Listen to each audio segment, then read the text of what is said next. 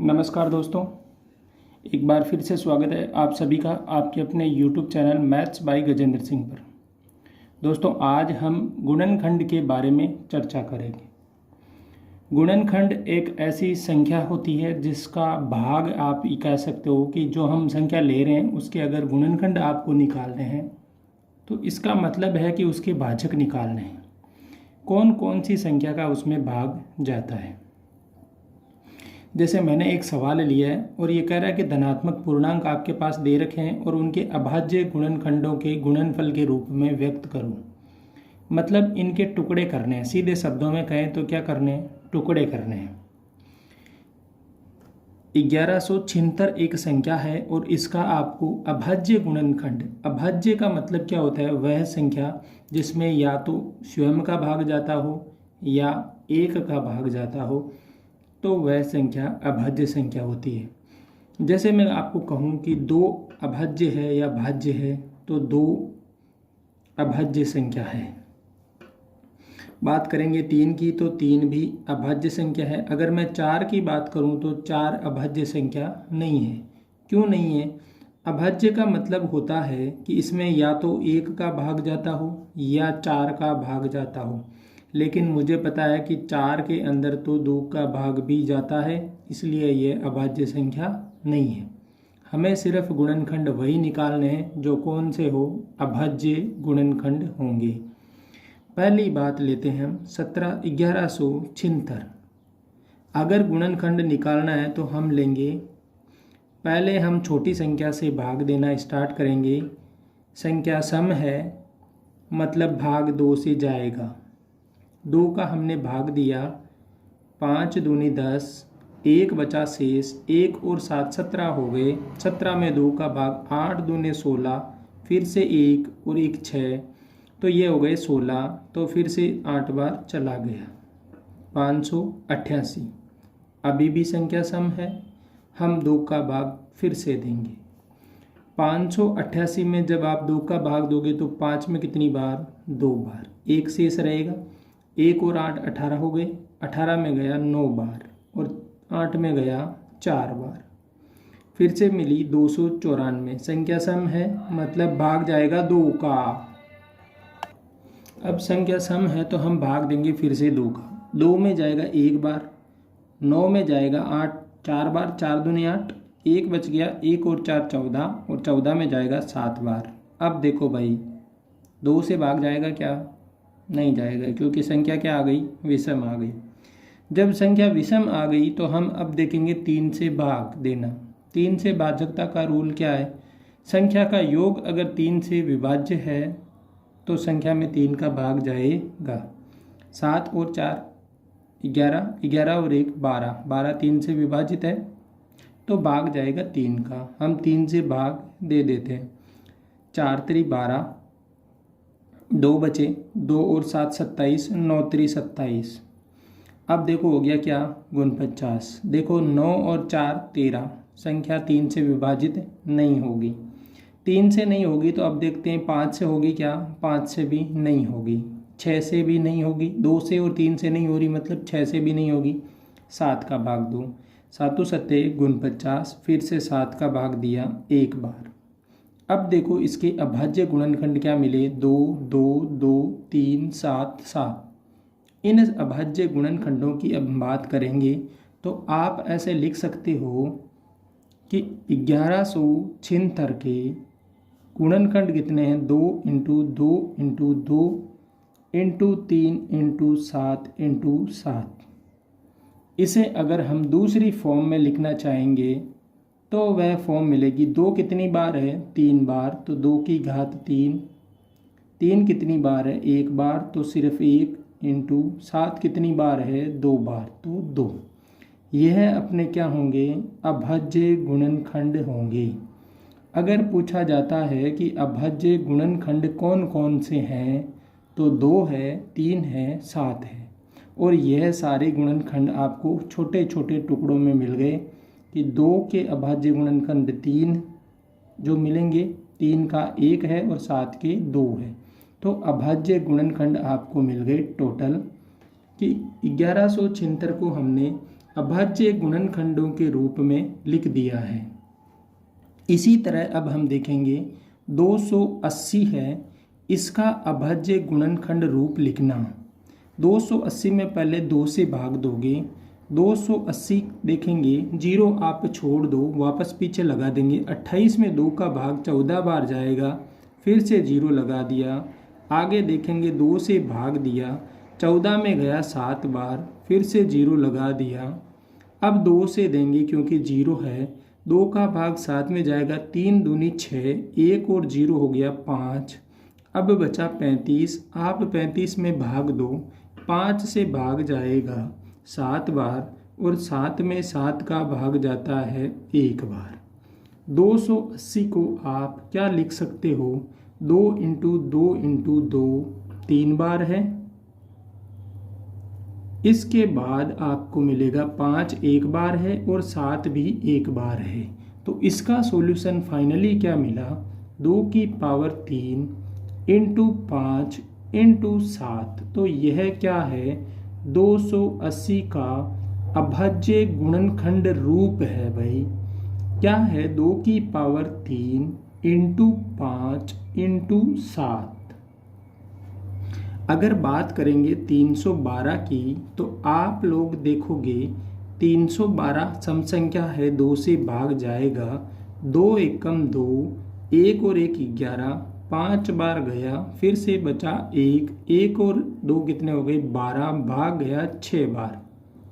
2 से भाग 2, 7 दूनी 14, 8 दूनी 16, फिर से 2 से भाग दिया, 3 दूनी 6 और 9 दूनी 18। 39 में देखेंगे तो 3 का भाग जाता है, क्योंकि 9 और 10 11 12। अब 12 में 3 का जाता है, संख्या के अंकों के योग में अगर 3 से विभाजित है तो संख्या 3 से विभाजित होगी। 3 का भाग दिया तो भाग गया 13 बार। अब 13 एक अभाज्य संख्या है तो खुद का ही भाग जाएगा। इसके गुणनखंड अगर मैं कहूँ, 312 के गुणनखंड क्या मिले, 2 इंटू 2 इंटू 2 इंटू 3 इंटू 13। तो फिर से वही 2 की पावर 3 इंटू 3 इंटू 13। ये किसके हैं, 312 का अभाज्य गुणनखंड रूप है। अगली संख्या देखो 234। तो आप लोग देखोगे, मैं आगे ले लेता हूँ पेपर। अगली संख्या है अपने पास 234। आप दो भाई भाग, 2 का भाग जाएगा 1 बार, फिर से 1 बार और फिर से 7 बार। अब देखो 7, इसमें किसका भाग जाएगा, आप लोग एक बार के लिए गौर करें, इसमें किसका भाग जाएगा। क्या 3 का भाग जाएगा, 7 8 9, तो कहते हो कि 3 का भाग जाएगा। 3 से हमने भाग दिया, 3 का भाग इसमें जाएगा, 3 3 9, फिर से बचे 2, 2 और 7 27, 9 3 27, फिर से 39 मिल गया, 3 से भाग जाएगा 13 बार और 13 खुद अभाज्य संख्या है 1 बार। 234 की बात करें तो ये होगा 2 इंटू 3 इंटू 3 इंटू 13। 2 कितनी बार, 1 बार, 3 कितनी बार, 2 बार, इंटू 13 1 बार। तो अभाज्य रूप क्या हो गया, 2 इंटू 3 की पावर 2 इंटू 13। अगली संख्या आपको दे रखी थी मैंने, वो थी 7650। इसमें देखो 0 है, मतलब सम संख्या है, 2 से भाग देंगे, 2 का भाग 7 में, 3 दूनी 6, 8 दूनी 16, 2 दूनी 4 और 5 दूनी 10। अब देखो भाई, संख्या में 3 का जाएगा क्या, 3, 8 और 10, 8 और 2 10, 3 13, 13 और 5 18, भाग जा रहा है। 3 से देंगे तो 1 बार, 3 दूनी 6, 2 बच गए, 2 2 22, 7 3 21, 1 और 5 15 हो गई, 5 3 15। फिर से देखो भाई जा रहा है क्या, 7 5 12 और 2 और 1 3 जा रहा है, तो दे दो 3 का भाग, 4 3 12, 3 दूनी 6, 5 3 15। अब 4 2 6, 6 5 11, भाग नहीं जा रहा है 3 का। पीछे का अंक 5 है तो 5 से विभाजित होगा। 5 से विभाजकता का नियम क्या कहता है, या तो इकाई का अंक 5 हो या इकाई का अंक 0 हो, तो उस संख्या में 5 से वो क्या होगी, विभाजित होगी। 5 का भाग दे दे तो 8 पंजे 40, 2 और 5 25, पाँचम 25।